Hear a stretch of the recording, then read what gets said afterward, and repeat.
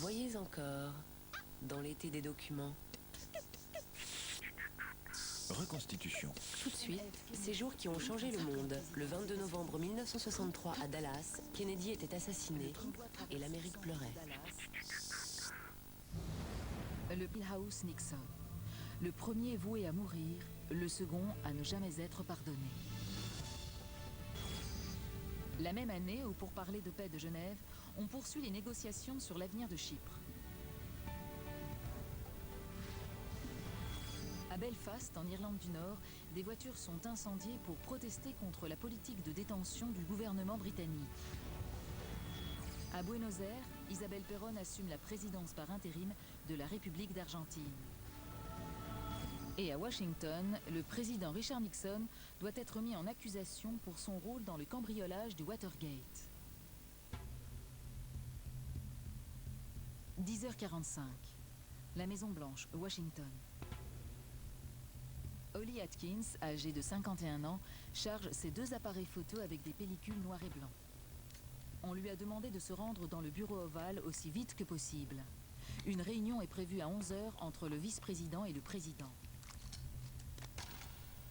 Richard Milhouse Nixon, 37e président des États-Unis. Holly dirige le service photographique de la Maison-Blanche. Il s'apprête à vivre le jour le plus mémorable de sa carrière. Ce matin-là, la Maison-Blanche est assiégée. Les conseillers politiques et les auxiliaires du parti sont confrontés à une crise majeure. La presse a investi les lieux. La veille, un communiqué a indiqué que le président Nixon allait être mis en accusation et jugé par le Sénat américain pour faute grave et infraction. Les charges qui pèsent sur lui concernent son implication dans le scandale politique du Watergate. La présidence, sa carrière politique et même sa liberté sont en jeu. Pendant ce temps, à l'autre bout de la Maison-Blanche, dans les appartements présidentiels, Manolo Sanchez vide les tiroirs. Il occupe le poste de valet de chambre de Richard Nixon depuis 13 ans, et sa femme Fina, celui de femme de chambre de la première dame, Pat Nixon.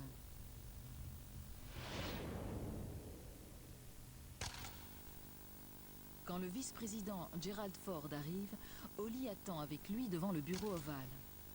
1 minute plus tard, il le suit dans la pièce et le président lui demande « Vous nous voulez comment ?» Nixon est souriant. Holly lui demande d'avoir l'air un peu plus sérieux. Nixon et Ford s'entretiennent sur la façon de gérer la crise déclenchée par la procédure d'impeachment. La carrière du président a connu des hauts et des bas, mais aujourd'hui, l'avenir s'annonce plutôt sombre. On dirait qu'il a épuisé ses chances. C'est un président qui a eu le chic pour se trouver au bon endroit au bon moment.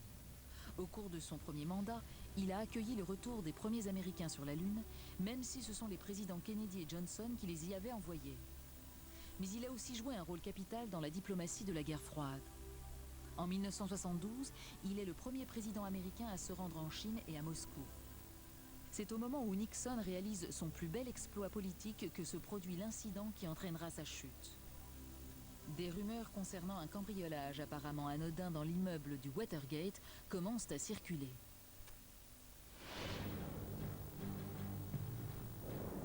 Le 17 juin 1972, 5 hommes sont surpris en train d'installer des micros clandestins dans le QG du Parti démocrate, installé dans l'immeuble du Watergate. 2 d'entre eux sont liés à la CIA.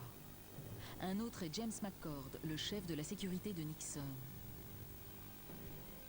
La justice sera exercée équitablement, pleinement et impartialement, quelles que soient les personnes impliquées.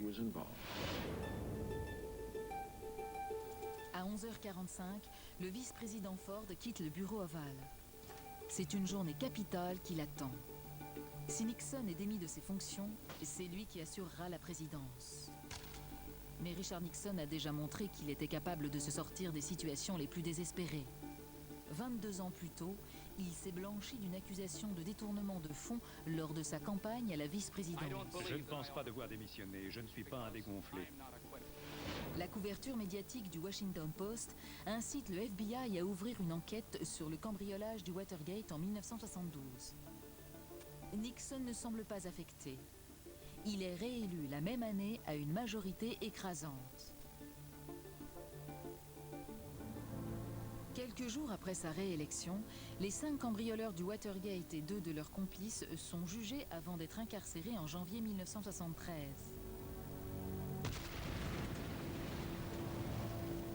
Nixon est encore relativement à l'abri. C'est le héros qui a négocié un cessez-le-feu au Vietnam. Midi et quart. Holly Atkins se rend dans le bâtiment de l'administration gouvernementale. Nixon le suit 5 minutes plus tard. Il a rendez-vous avec son avocat pour envisager ses options. La foule se presse à l'extérieur de la Maison-Blanche. Depuis l'annonce de la procédure d'impeachment, les médias demandent et anticipent la démission de Nixon. Le climat politique est tendu. En octobre 1973, le vice-président Spiro Agnew, mouillé dans une affaire de corruption, a dû démissionner. Il n'a pas été le seul à le faire cette année-là. L'adjoint à la Maison-Blanche chargé des affaires intérieures, John Ehrlichman, a dû se démettre de ses fonctions avant d'être jugé pour obstruction à la justice. Pire encore, le ministre de la Justice, John Mitchell, soupçonné d'avoir supervisé l'équipe des plombiers du Watergate, a été contraint de se retirer. Nous avons affronté d'autres crises dans notre histoire et nous sommes devenus plus forts en rejetant la solution de facilité pour faire ce qui était juste et relever les défis. Notre grandeur en tant que nation réside dans notre capacité à faire ce qui doit être fait, en sachant que notre ligne de conduite est la bonne. Depuis 2 ans, Nixon répète qu'aucune tentative n'a été faite pour entraver l'enquête du FBI sur le cambriolage du Watergate. Nous devons préserver l'intégrité de la Maison-Blanche. Et cette intégrité doit être réelle, pas transparente. Il ne peut y avoir de manœuvre de dissimulation à la Maison-Blanche. Mais l'enregistrement d'une conversation montre qu'il y a bien eu dissimulation. Une semaine après le cambriolage, Nixon et le secrétaire général de la Maison-Blanche, Bob Haldeman, conspirent pour bloquer l'enquête du FBI sur le Watergate. Cette bande sonore est la preuve flagrante de l'implication de Nixon dans le complot visant à étouffer l'affaire.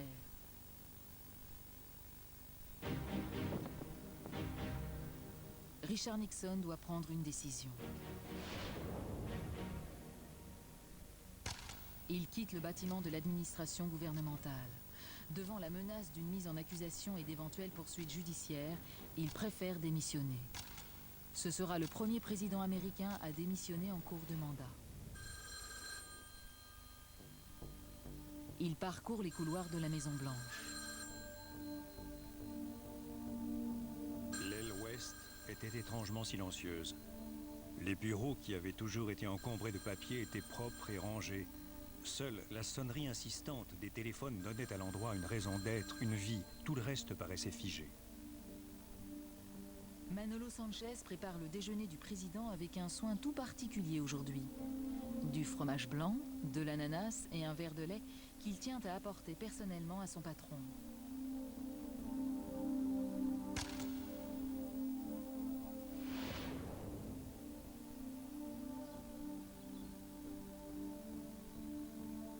Celui-ci fait la sieste, il saute le déjeuner.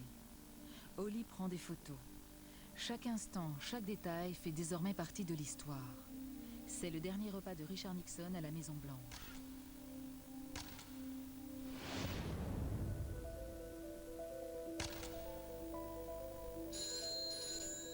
Le président s'enferme tout l'après-midi pour rédiger son discours de démission. Il s'adressera en direct à la nation le soir même à 21h.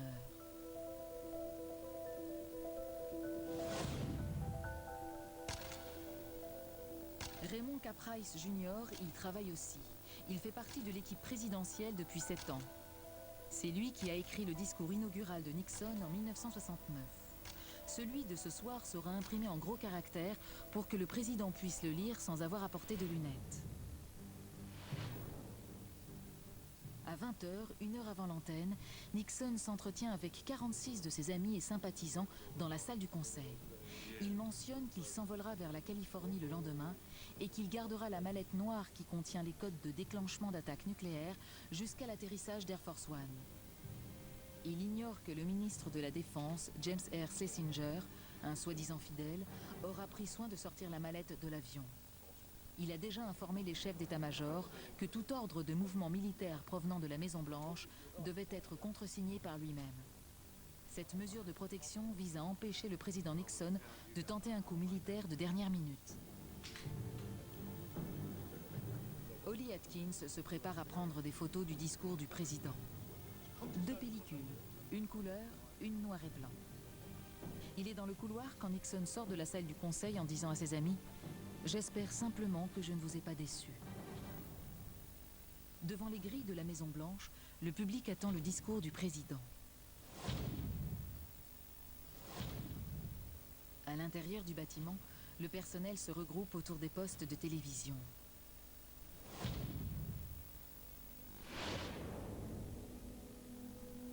On emmène Nixon dans une pièce adjacente au bureau ovale pour le maquiller avant son passage à la télévision. Il avait refusé de le faire avant le débat télévisé qui l'opposait à Kennedy en 1960. Il avait une mine épouvantable. Certains disent encore que c'est ce qui lui a fait perdre l'élection. Nous savons ce que la paix exige. Nous ferons en sorte que l'Amérique reste la plus forte nation du monde et nous associerons cette force à une diplomatie ferme. Le président sait qu'il a causé sa propre perte.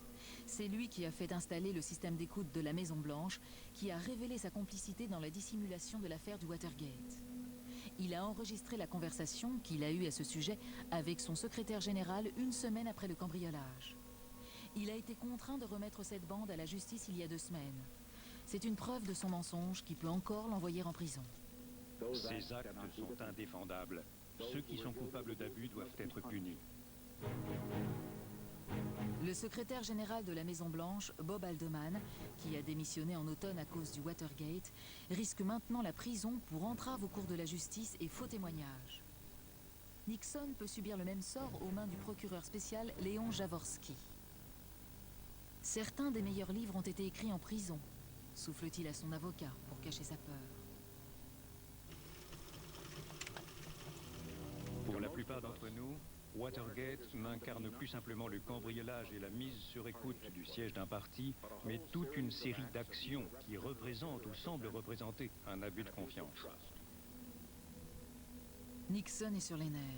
On demande à la maquilleuse de sortir pour lui laisser le temps de se ressaisir. 20h58. Le président s'installe dans le bureau ovale. Holly prend généralement des clichés avant ou après ses interventions, mais cette fois, il veut du vrai et du direct. Nixon acquiesce à contre-cœur. Il est très nerveux.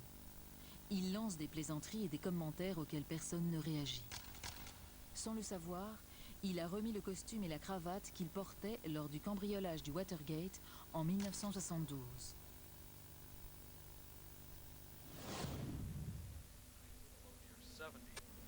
Manolo est retourné aux cuisines pour regarder la télévision avec ses collègues. Dans toute la Maison-Blanche, les employés se réunissent autour des postes de télévision pour assister au discours historique de Nixon. À 21h01 précise, le président Nixon s'adresse pour la dernière fois à la nation. Dans toutes les décisions que j'ai prises au cours de ma vie publique, j'ai toujours essayé de faire ce qui était le mieux pour la nation. 110 millions d'Américains le regardent. 40 millions d'entre eux l'écoutent à la radio. Pendant tout le discours, j'ai regardé les feuilles de mon texte, mais je n'ai pas eu besoin de les lire. Ce discours venait du fond du cœur. Je n'ai jamais été un dégonflé. Abandonner mon poste avant l'heure va à l'encontre de tous mes instincts. Holly se déplace vers le porche et photographie le président à travers la fenêtre. Nixon ne se reconnaît aucun tort dans l'affaire du Watergate, mais affirme qu'il serait trop distrait par le scandale pour assumer efficacement ses fonctions. C'est pourquoi ma démission de la présidence prendra effet demain à midi. À la même heure, le vice-président Ford prêtera serment. 21h16. Nixon termine son allocution sans flancher. Il transpire abondamment, son costume est complètement trempé. Il plaisante avec l'équipe de télévision qui conserve un silence respectueux. Il évoque de vieux souvenirs de son élection avec les caméramens. Voilà, C'est tout ce qui me reste, leur dit-il. Il va ensuite retrouver sa famille dans ses appartements privés. La veille, Holly avait photographié le même genre de scène. Mais ce soir, il n'est pas invité. Dehors, la foule crie « La prison pour l'escroc !»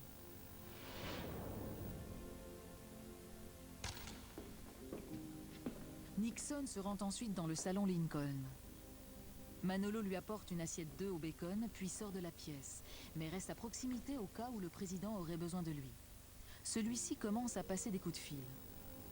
Pendant ce temps, 2 des procureurs chargés de l'affaire du Watergate rédigent une recommandation préconisant l'arrestation de Nixon dès le lendemain.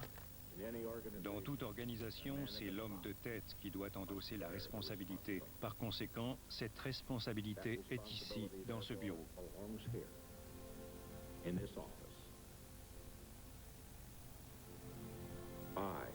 Je l'accepte.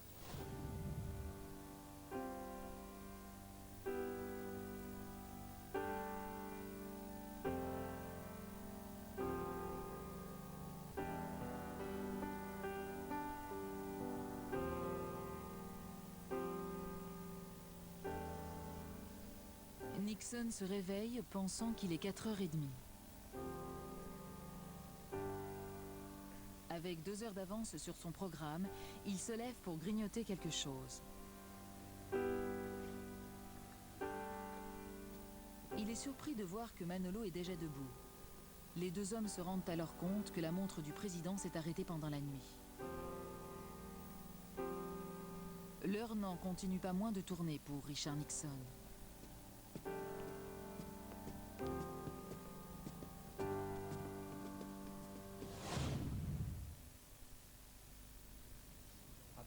Il rédige son allocution matinale au personnel de la Maison-Blanche.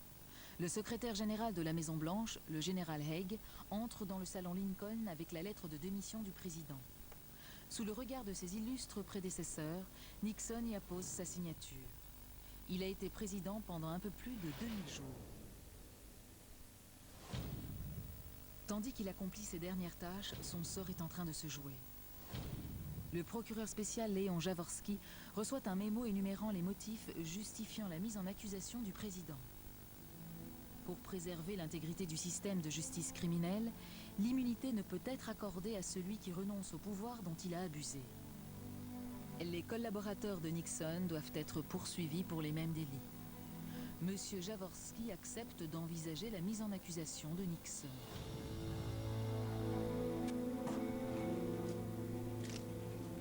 Manolo refoule ses larmes en voyant la famille Nixon sortir de l'ascenseur situé près de la salle où le président va parler.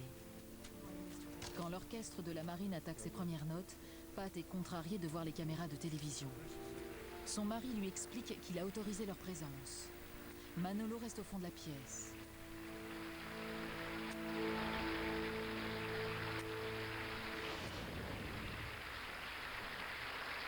Holly Atkins et son équipe photographient les derniers adieux du président au personnel de la Maison-Blanche. L'émotion dans cette pièce était intense. Pendant plusieurs minutes, je n'ai pas réussi à faire taire les applaudissements. Quand j'ai commencé à parler, j'ai regardé autour de moi. Je crois que les annales montreront que c'est l'une de ces manifestations spontanées que nous organisons toujours quand le président vient de parler.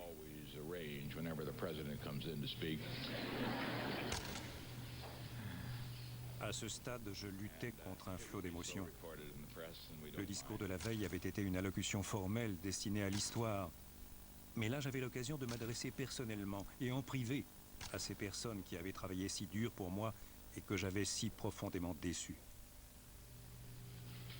Il ne fait aucune mention du Watergate. Pour la première fois, il porte des lunettes en public. Il cite son héros, Theodore Roosevelt. Il évoque la force morale manifestée par Roosevelt à la mort de son épouse pour qu'elle serve d'exemple à ses fidèles. C'est extrait de son journal. Il écrit « Et quand ma bien-aimée est morte,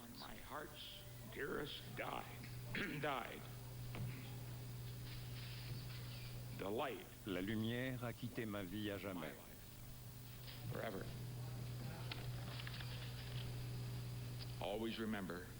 N'oubliez jamais que d'autres peuvent vous haïr. Mais ceux qui vous haïssent ne peuvent pas gagner.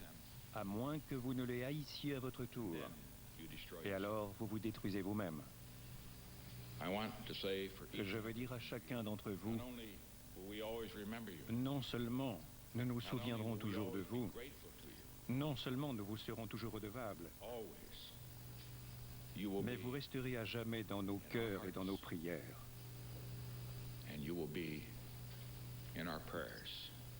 Merci beaucoup.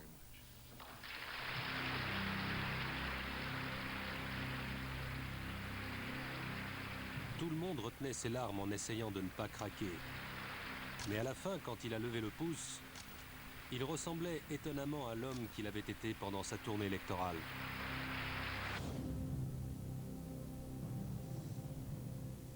Holly se précipite vers l'hélicoptère qui attend devant la foule. Son équipe continuera à prendre des photos lorsqu'il décollera avec le président. Richard et Pat Nixon sont escortés jusqu'à l'hélicoptère présidentiel, Marine One, par Gerald et Betty Ford.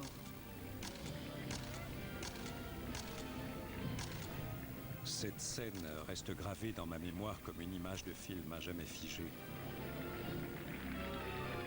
Le tapis rouge, la pelouse verte, la Maison Blanche, le ciel de plomb, les uniformes empesés et les chaussures polies de la garde d'honneur.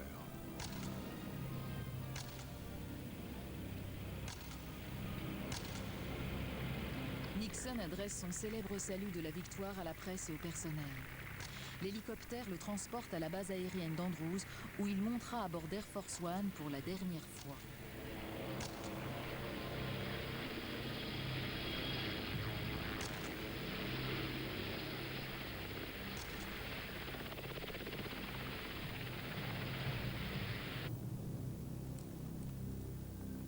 Sa lettre de démission tient en une phrase. Elle est présentée à Henry Kissinger, qui la contresigne officiellement.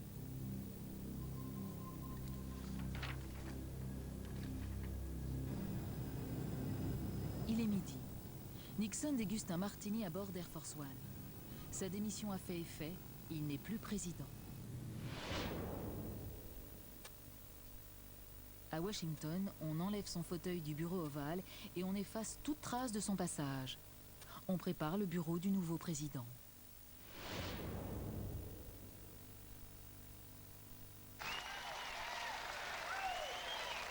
Exactement 3 minutes plus tard, Gerald Ford prête serment à la Maison-Blanche et devient le 38e président des États-Unis. Au même instant, Air Force One perd son titre officiel pour devenir simplement Spirit of 76, l'esprit de 76.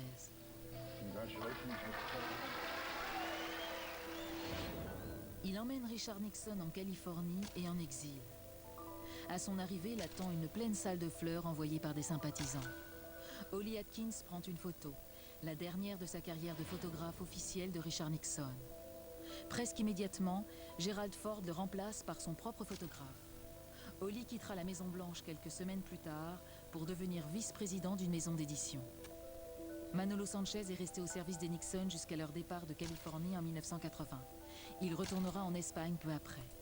En février 1975, Bob Haldeman est envoyé en prison. En tout, une trentaine de personnes seront incarcérées pour leur implication dans l'affaire du Watergate. Richard Nixon reste en Californie avec sa famille. Jaworski n'a pas donné suite à la note de mise en accusation, mais de nombreuses personnes continuent à réclamer son emprisonnement. En septembre 1974, le président Ford se sert de ses prérogatives pour pardonner publiquement à l'ancien président toutes les fautes qu'il a commises contre les États-Unis. En acceptant ce pardon, Nixon finit par reconnaître sa culpabilité. Servir ce gouvernement, c'est éprouver un sentiment très personnel d'amitié envers chaque Américain.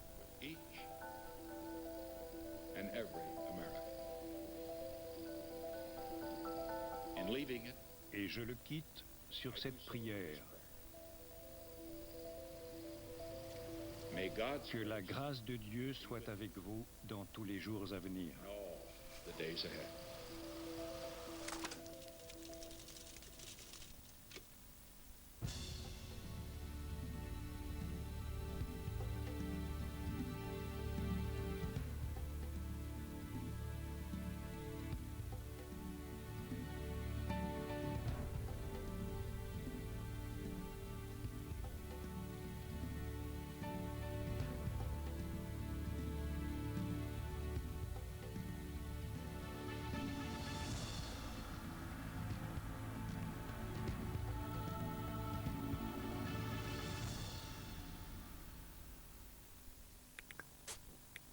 de suite.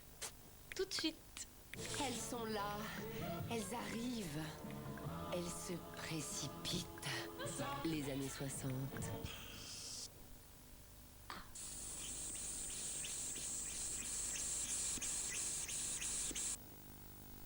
D'habitude, je suis là pour jouer, mais là, je joue plus. J'ai du cholestérol. Il faut le réduire et c'est pas facile tous les jours. Eh oui. Pour m'aider à faire baisser mon cholestérol, la recherche Danone m'a proposé d'essayer le nouveau Danacol. On va bien voir si ça marche. Le nouveau Danacol de Danone est enrichi en stérols végétaux qui aident à faire baisser votre cholestérol dans le cadre d'un régime adapté. C'est scientifiquement prouvé. Trop de cholestérol, essayez Danacol de Danone. Allez, Danacol et moi, c'est parti. Danone. Maïzena, jamais à court d'idées. Lundi, quelques légumes. Juste quelques légumes, et voilà. Mardi, souffle au fromage. Un peu de fromage râpé et le tour est joué. Mercredi, fougasse au lardon. Juste quelques lardons, c'est bon. Et jeudi, Cake, soufflé, fougasse, maïzena de Knorr, j'adore. Palermo, Pamela, c'est sans alcool.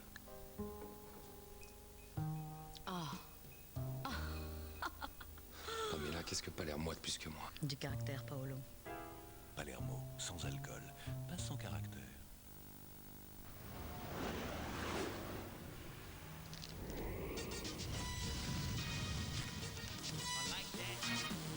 McDonald's fête le lancement de la nouvelle bibliothèque musicale en ligne de Sony. Connect-europe.com. Plus de 5 millions de titres à gagner grâce au code sur les boîtes de Big Mac Plus. Et Big Mac Plus pour l'occasion, c'est aussi un Big Mac en plus grand pour plus de plaisir. je vais vous donner un bon truc pour faire fondre les garçons. Fondant tout chocolat Alsa. Même mon père ne résiste pas. Fondant tout chocolat Alsa.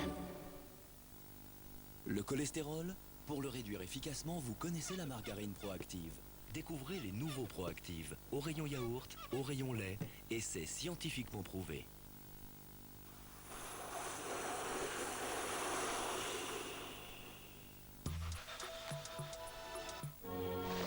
Où est-ce qu'il est, ce bataillon? La faim, le froid, le manque de munitions. Il me faut de la morphine, des bandages, tout ce que vous trouvez. On est à court de tout. L'hiver des Ardennes épuisait leurs forces. Seigneur, veuille à ce qu'il y ait toujours quelqu'un qui me console. Et que je console. Qui m'aime et que j'aime de tout mon cœur. Du chocolat, c'est pour vous. Band of Brothers. Frère d'armes. Retrouvez les héros de la liberté demain soir sur France 2.